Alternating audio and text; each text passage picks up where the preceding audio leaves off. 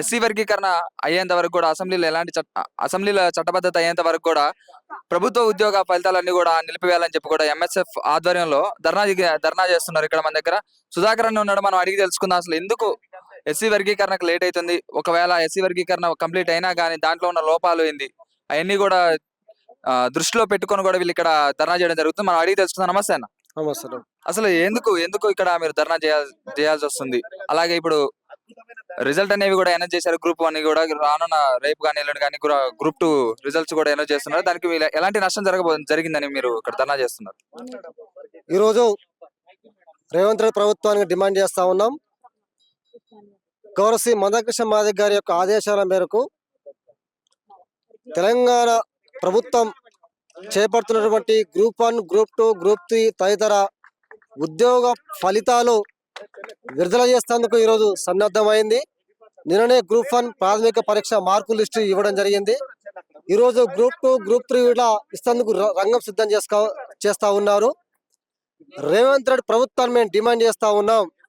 మీరు ఏదైతే ఆగస్టు 1, 2024 తారీఖు నాడు గౌరవ సుప్రీంకోర్టు ఎస్సీ రిజర్వేషన్ వర్గీకరణ చేసుకోవచ్చు అని చెప్పి తీర్పు చెప్పడం జరిగిందో, మరి ఆ తీర్పును మీరు ఇక్కడ గౌరవప్రదంగా మీరు స్వాగతించి తక్షణమే తెలంగాణ రాష్ట్రంలో మాదిగ ఉపకులాలకు విద్యా ఉద్యోగ రంగాల్లో న్యాయం చేసేందుకు వెంబడే ఎస్సీ వర్గీకరణ చేసి మరి ఇక్కడ విద్యార్థులకు మాదిగ నిరుద్యోగ న్యాయం చేస్తా అని చెప్పడం జరిగింది. అలాగే ఇప్పుడు మనం చూసుకున్నట్లయితే మందకృష్ణ మాదిగ గారు ఎస్సీ వర్గీకరణ అయిపోయినా కానీ దాంట్లో ఉన్న లోపాలు కూడా వెతికి మరి లోపాలు ఉన్నాయి, అవి ఉన్నాయి, ఇవి ఉన్నాయి అని చెప్పి కూడా దాన్ని ఇంకా ఎస్సీ వర్గీకరణ ఆపుతున్నారని చెప్పి కూడా బయట అందరూ కూడా అనుకుంటున్నారు. దానికి మీరేం చెప్తారు?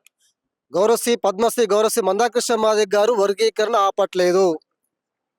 ముఖ్యమంత్రి గారు వేసినటువంటి షమీం అఖ్తర్ గారి రిపోర్ట్ ను అన్నగారు స్వాగతించారు. మొన్న అసెంబ్లీలో ముఖ్యమంత్రి గారు ఎస్సీ వర్గీకరణ మీద చేసినటువంటి ప్రసంగం కావచ్చు, ఆ కమిషన్ రిపోర్ట్ ను ఈ మంత్రివర్గం ఆమోదం, అసెంబ్లీ ఆమోదం చెప్పడం కూడా గౌరవ మందకృష్ణ గారు స్వాగతించారు. అదేవిధంగా ప్రభుత్వాన్ని అభినందించారు. మందకృష్ణ మాదిగ గారు ఏం చేశారంటే, మీరు చేసిన సిఫార్సులలో, మీరు ఆమోదించిన సిఫార్సులలో అక్కడక్కడ శాస్త్రీయంగా లేకుండా అశాస్త్రీయంగా ఉన్నది ఆ రిపోర్టు. ఆ రిపోర్ట్ను అశాస్త్రీయంగా ఉన్నటువంటి లోపాలను సవరించుకోని చెప్పింది. కానీ ఎక్కడ వర్గీకరణ అడ్డుకుంటా అని, వర్గీకరణ జరగొద్దని చెప్పి ఎక్కడ గౌరవ మందకృష్ణ మాదిగ చెప్పడం కాదు, దాంట్లో ఉన్న లోపాలను కావాలనే వెతుకుతున్నారు, వెతికి తీసి కూడా దాన్ని ఆపడం జరుగుతుంది అని అందరూ కూడా అనుకుంటున్నారు. దానికి మీరు ఏం చెప్తున్నారు? కావాలని కాదంటే వాస్తవాలు. ఎందుకు వాస్తవాలు అంటే, ఎస్సీలో ఉన్నటువంటి మాదిగ జనాభా 32%, 32 లక్షల జనాభా. 32 లక్షల జనాభాకు దాదాపు 11% మనకు వర్గీకరణ శాతం రావాలి 15%లో. అదేవిధంగా ఈరోజు 17 లక్షలు, 17 లక్షలలో 17 లక్షలకు నువ్వు 5% ఇచ్చినప్పుడు ఈరోజు 32 లక్షలకు, ఆ 17 లక్షలలో దాదాపు మాలలు 15 లక్షలే ఉన్నారు. 15 లక్షలు ఉన్న మాలలకు 5% ఇచ్చినప్పుడు 32 లక్షలు ఉన్న మాదిగలకు మరి మీరు 11% అన్న ఇవ్వాలి కదా. మరి ఇవ్వడం అన్యాయం కదా. అదేవిధంగా ఈరోజు మాదిగలో ఉన్నటువంటి బేడే బుడగ జంగాల్లో వాళ్ళకు విద్యాపరంగా, ఉద్యోగపరంగా మాదిగ ఉపకులం బేడే బుడగ జంగాలు విద్యాపరంగా, ఉద్యోగపరంగా వెనుకబడ్డారు. వాళ్ళని తీసుకొచ్చి మొదటి గ్రూప్లో కలిపావు, మేము దాన్ని స్వాగతించాము. అదేవిధంగా ఆ మాలలో ఉన్నటువంటి నేత కానీ కంపేర్ టు మాతో చూసుకుంటే వాళ్ళు వెనుకబడ్డారు. వాళ్ళ జనాభా 1,33,000. మీరు 1,17,000 ఉన్నటువంటి బేడే బుడగ జంగాలు తీసుకొచ్చి గ్రూప్ చేసినప్పుడు 1,30,000-33 లక్షలు ఉన్న మా నేత కానీ కులాన్ని తీసుకొచ్చి సపరేట్ గ్రూప్ చేయాలని చెప్పి డిమాండ్ చేస్తా ఉన్నాం. ఎందుకంటే వర్గీకరణ కావడం వల్ల 59 కులాలకు ఎవరు జనాభా ఎంత వారు వాట దక్కాలి. ఇక్కడ అశాస్త్రీయంగా జరగకుండా, ఇక్కడ అశాస్త్రీయంగా సంఖ్యాపరంగా లేకుండా కొంతమందికి ఈరోజు కుట్ర చేస్తేందుకే ఆ రోజు కుట్రలు జరిగినాయి కాబట్టి షమీం అఖ్తర్ గారి రిపోర్ట్లో ఆ రిపోర్ట్ను అశాస్త్రీయంగా ఉంది కాబట్టి సవరించుకోవాలని చెప్పి గౌరవ మందకృష్ణ మాదిగ చెప్పడం జరిగింది. కానీ ఎక్కడ వర్గీకరణ అడ్డుకుంటాను. కానీ ఇప్పుడు మనం చూసుకున్నట్లయితే ఇంతకు ముందు కూడా ఒక ప్రోగ్రామ్ చేద్దాం అనుకున్నారు, 1,00,000 డప్పులు 1,000 గొంతుకులు అని చెప్పి కూడా దానికి ప్రస్తుతం క్యాన్సిల్ చేయడం జరిగింది. వాయిదా వేయడం జరిగింది. ఎప్పటికి 1,000 గొంతులలో ప్రోగ్రామ్ ని గౌరవ మందకృష్ణ మాదిగ గారు దాన్ని క్యాన్సిల్ చేయలేదు. దాని వెనక వాయిదా వేయడం జరిగింది. దాని వెనక రాజకీయ కుట్ర ఉందని చెప్పి కూడా కొంతమంది అనుకుంటున్నారు. కావాలని చెప్పి దాన్ని క్యాన్సిల్ చేయడం జరిగిందని కూడా అంటున్నారు. దానికి మీరు ఏం చెప్తారు? కావాలని చెప్పి క్యాన్సిల్ చేయడం జరగలేదు. అది మొన్న ప్రభుత్వం ఇచ్చిన ఎస్సీ వర్గీకరణ ప్రకటన పరంగా దాంట్లో ఉన్న లోపాలు కావచ్చు, ఆ ప్రకటన వాస్తవం కాదా అని చెప్పి వాస్తవాలు పరిశీలిస్తేందుకు తాత్కాలికంగా 1,00,000 డప్పులు వేల గుంతల ప్రోగ్రాం తాత్కాలికంగా వాయిదా వేయడం జరిగింది. పోలీసులు పర్మిషన్ ఇవ్వలేదంటున్నారు కదా. అది ప్రభుత్వానికి వ్యతిరేక ప్రోగ్రాం కాదు. అది మాదిగల యొక్క భారీ సాంస్కృత మహా ప్రదర్శన తప్ప వేరే ప్రోగ్రాం కాదు. సందర్భం తెలియజేసుకుంటాను. అంటే దానికి మందకృష్ణ మాదిగ గారే అన్నారు. పోలీసులు పర్మిషన్ ఇవ్వలేదని చెప్పి కూడా అన్నారు. దాని వెనక కూడా రాజకీయ కుట్ర ఉందని కూడా చెప్పి కూడా మందకృష్ణ మాదిగ గారే అన్నారు. దాని వెనక ఎలాంటి రాజకీయ కుట్ర లేదు. దాని వెనక ఎలాంటి అతీత శక్తులు లేవు. అది మాదిగ ఎంఆర్పి చరిత్రలో ఎప్పుడు కూడా ఈరోజు అనైతికంగా అసాంఘికంగా ప్రోగ్రాంలు చేసిన సందర్భాలు లేవు. మాకు పర్మిషన్లు ఇస్తే శాంతియుతంగా ఎన్నో బహిరంగ సభలు పెట్టుకున్న సందర్భాలు ఉన్నాయి. కాబట్టి అదొక మాదిగల భారీ సాంస్కృతిక మహా ప్రదర్శన తప్ప ఇది వేరే రకంగా కాదు. ప్రభుత్వం కూడా ఆ రకంగానే ప్రభుత్వానికి మేము ఆ రోజు అప్లై చేయడం జరిగింది.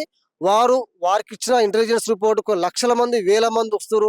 వాళ్ళని మేము కంట్రోల్ చేయలేమని చెప్పి వాళ్ళు పర్మిషన్ ఇవ్వకపోవచ్చు. కానీ అది ప్రభుత్వానికి వ్యతిరేక ప్రోగ్రాం కాదు. మాది యొక్క భారీ సంస్కృత ప్రదర్శన చేసేందుకు ఆ రోజు ప్రోగ్రాం తలపెట్టడం జరిగింది. తాత్కాలికంగా వాయిదా జరిగింది.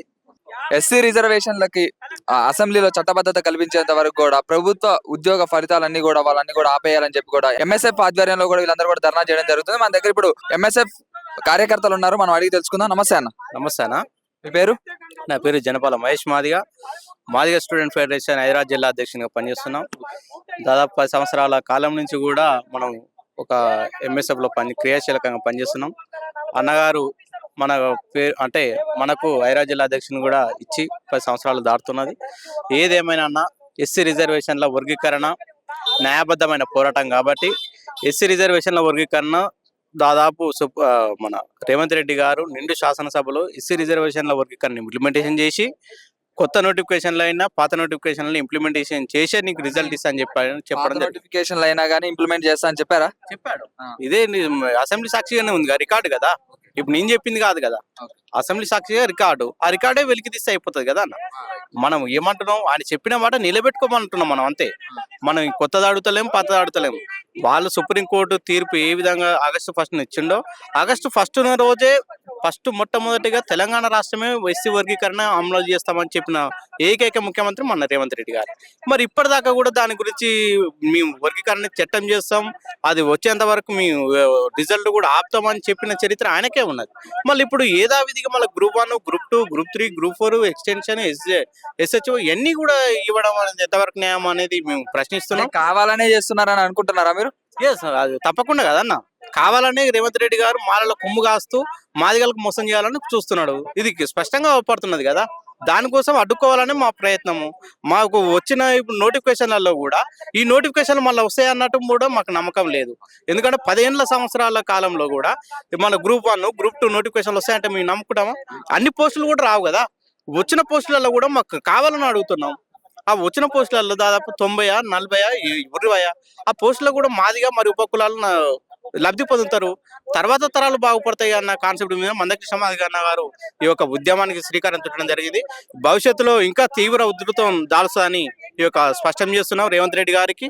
ఏది ఏమైనా ఈ రోజు ఉస్మానియా యూనివర్సిటీలో జరుగుతున్న శాంతియుతంగా నిరవధిక దీక్షను ఈ రోజు టెంటు లేకుండా మీ యొక్క విద్యార్థులము మాకు ఓక రక్షణ కల్పించకుండా పోలీసు వ్యవస్థ అట్లా చేస్తున్నదన్న. మరి దీనికి సమాధానం మరి రేవంత్ రెడ్డి గారే చెప్పాల్సిందిగా విజ్ఞప్తి చేస్తున్నాం.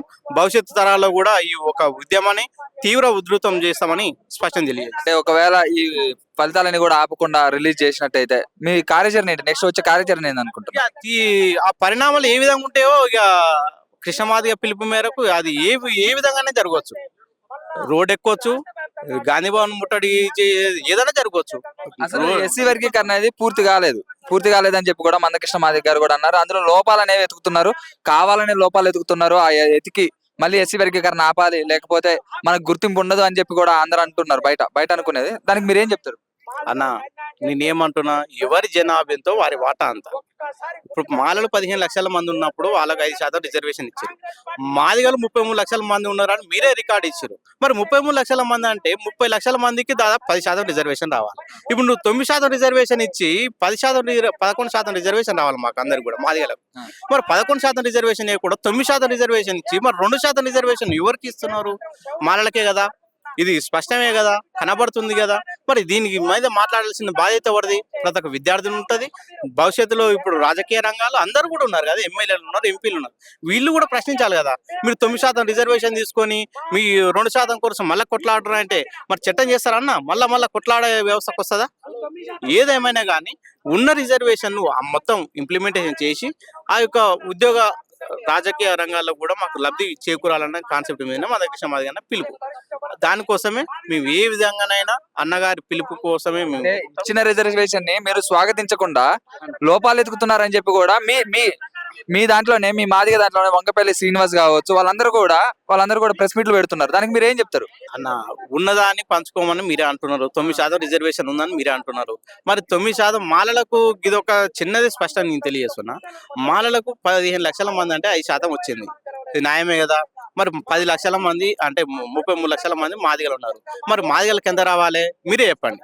10% రావాలి. మరి 10% ఉన్నదాన్నే మీరు పంచుకోండి. మరి పెరగాలని అడిగే అవకాశం మీకు లేదా? మీరు ఒక మాదిగలే కదా, ఒక ఎంఆర్పిఎస్ ఉద్యమంలో పనిచేసిన వాళ్ళే కదా, మీరు కూడా ఒక క్రియాశీలకంగా ఉద్యమాలు చేసిన వాళ్ళే కదా. మరి మీరు కూడా అడగాల్సిన బాధ్యత ఉంది కదా. 9% రిజర్వేషన్, ఇప్పుడు ఆ 9% రిజర్వేషన్ లేదు కదా. ఇప్పుడు గ్రూప్ 1, గ్రూప్ 2, గ్రూప్ 3 పోస్టులలో ఆ 9% కూడా రిజర్వేషన్ లేదు. ఇప్పుడు ఉన్న పోస్టులు అన్ని ఎవరికి పోతున్నాయి? వాళ్ళకే పోతున్నాయి. మరి లబ్ధి పొందేది ఎవరు? వాళ్ళే. విద్య, ఉద్యోగ, ఆర్థిక, రాజకీయ రంగాల్లో కూడా మొట్టమొదటిగా వాళ్ళే ఉన్నారు. మరి ఇంకో మాదిగలు ఏడున్నారు? ఇప్పుడు వస్తారా? ఈ 9% కూడా వస్తుందా? మాకు వచ్చే అవకాశం కూడా లేదు. 9. అలాగే ఇప్పుడు చూసుకున్నట్లయితే దీంట్లో లోపాలు వెతకడం వాటి వల్ల ఎంతో మంది మాదిగ విద్యార్థులు కూడా బాధకు గురవుతున్నారు. వాళ్ళందరూ కూడా జాబ్లు అనేవి ఇప్పుడు రాకుండా అయిపోయినాయి గ్రూప్ 1 లో కూడా. ఈ 30 సంవత్సరాల ఎస్సీ వర్గీకరణలో ఏదైతే సుప్రీంకోర్టులో తీర్పు వచ్చిన తర్వాత వెంటనే మొట్టమొదటిసారి రేవంత్ రెడ్డి నేను అందరికంటే ముందు వర్గీకరణ చేస్తానని మాట ఇచ్చి ఆ మాటను తప్పిన మొట్టమొదటి ముఖ్యమంత్రి కూడా రేవంత్ రెడ్డి అని ఈ సందర్భంగా తెలియజేస్తూ, అదేవిధంగా ఇప్పుడు గ్రూప్ 12వ తారీఖు అసెంబ్లీ సమావేశాలు పెట్టి దాంట్లో వర్గీకరణని ఇంప్లిమెంట్ చేస్తా అని చెప్పి రేవంత్ రెడ్డి దాన్ని మాలలకి తలొగ్గి మాదిగల ఆగ్రహానికి గురవుతున్నాను కూడా ఈ చెప్తున్నాను. ఈ రేవంత్ రెడ్డి ఎట్లా చేస్తుందంటే మాదిగల ఆడించే ఆట బొమ్మ లాగా అండి. ముఖ్యమంత్రి లాగా రేవంత్ రెడ్డి మాలలు ఆడిస్తున్న ఆట బొమ్మ లాగా అయిపోయింది. మాదిగలకి ద్రోహం చేసి మాలలు ఆడిస్తున్న ఆట బొమ్మ అయిపోయింది. ముఖ్యమంత్రి కాదు ఆయన. ఇది మాదిగలు ఇంతమంది ఆగ్రహానికి గురవుతారు అంటే రేవంత్ రెడ్డి రాజకీయానికి తలదన్నినట్టు అవుతుంది. అది రేవంత్ రెడ్డి ఎలక్షన్స్ ఎట్లుండబోతుంది మరి? రానున్న ఎలక్షన్ లో ఇక రేవంత్ రెడ్డి ముఖ్యమంత్రికి కాదు ఎమ్మెల్యే కూడా రాడనేసి హెచ్చరిస్తున్నాము. ఎందుకంటే ఆయనకు నిలబడ్డ చోట్లలో మాదిగల ఓట్లే ఉన్నాయి. ఆయన ఎట్లా నిలబడదాం అనుకుంటూ మాదిగలకు అన్యాయం చేసి అనేది అర్థం అవుతలేదు. ఇప్పుడు ఆయన మాదిగలకు అన్యాయం చేసి రాజకీయంగా మొత్తానికే పడిపోతాడు. ఈ గ్రూప్ 1 అయితే, గ్రూప్ 2 అయితే ఉద్యోగాల కోసం ఎంతో మంది ఎదురు చూస్తున్నారు. ఇప్పుడు రేపు ఆయన ఇంప్లిమెంట్ చేస్తున్నాడు. రేపటి వరకు ఆగితే ఏమవుతుంది? నిన్నటికి వాళ్ళకి అంత హుషారు ఏమొచ్చింది ఆయనకి? సరే, ఇప్పుడు అందరికి కూడా ఇప్పుడు ఈ ఫలితాలన్నీ కూడా ఆపేయాలని చెప్పి కూడా మీరు అంటున్నారు. ఆపేయాలి కాదు, 9% చెప్పిన దానికన్నా వాళ్ళు ఇంప్లిమెంట్ చేసి ఈ రిజల్ట్లు ఇస్తే మా 9% అన్న వస్తుంది కదా. మిగతా దానికోసం మేము కొట్లాడుతూనే ఉంటాము. మా వాటా కోసం మేము అప్పటికి కొట్లాడుతూనే ఉంటాం. నువ్వు చెప్పిందన్నా ఇంప్లిమెంట్ చేస్తే సరిపోతుంది కదా. ఫస్ట్ షేర్ చేయండి, లైక్ చేయండి, సబ్స్క్రైబ్ చేయండి. మరిన్ని వీడియోల కోసం బెల్ సింబల్ పై క్లిక్ చేయండి.